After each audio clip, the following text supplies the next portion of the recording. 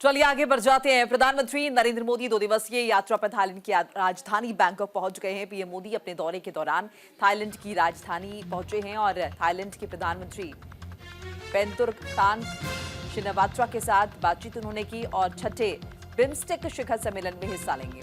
इस सम्मेलन में थाईलैंड, बांग्लादेश, श्रीलंका, नेपाल, म्यांमार और भूटान के नेता शिरकत करेंगे।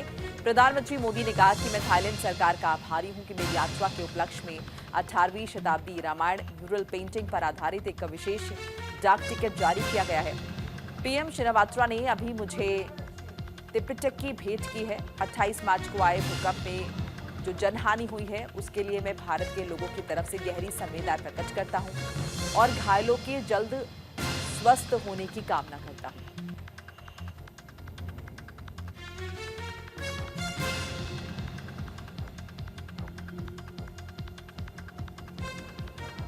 बिम्स्टेक सम्मेलन में हिस्सा लेना है प्रधानमंत्री नरेंद्र मोदी को। हाल ही में जिस तरह से भूकंप आया है बैंकॉक में और जो भारी नुकसान हुआ है उस पर भी प्रधानमंत्री नरेंद्र मोदी ने खेद प्रकट किया और साथ साथ घायलों के जल्द स्वस्थ होने की कामना उन्होंने की है।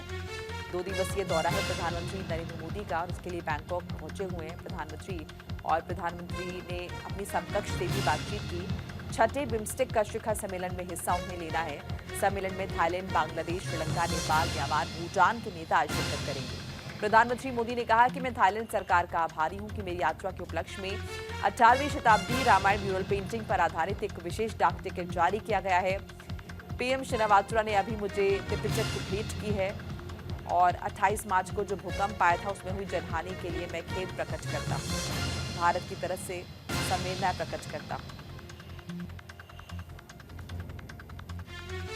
बिम्स्टेक में जब प्रधानमंत्री नरेंद्र मोदी हिस्सा लेंगे, देखना होगा कौन कौन से मसले हैं जो कि यहां पर चर्चा का विषय बनते हैं और क्या क्या स्कोप इस डिस्कशन के बाद निकलता है तमाम देशों के साथ साथ खासतौर से भारत के लिए।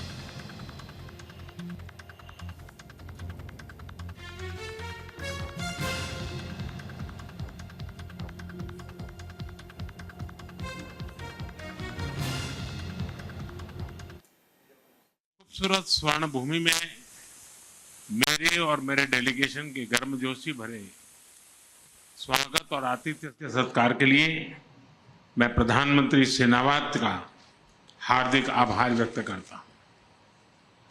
28 मार्च को आए भूकंप में हुई जनहानि के लिए मैं भारत के लोगों की ओर से गहरी संवेदनाएं प्रकट करता हूं और हम घायल हुए लोगों के शीघ्र स्वस्थ होने की कामना करते हैं।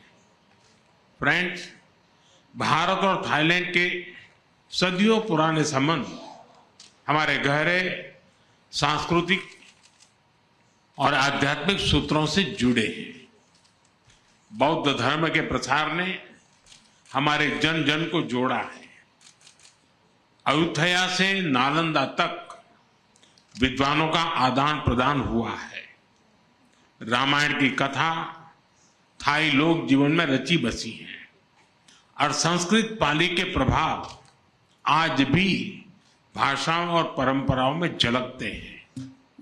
मैं थाईलैंड सरकार का आभारी हूं कि मेरी यात्रा के उपलक्ष्य में 18वीं शताब्दी की रामायण म्यूरल पेंटिंग्स पर आधारित एक विशेष डाक टिकट जारी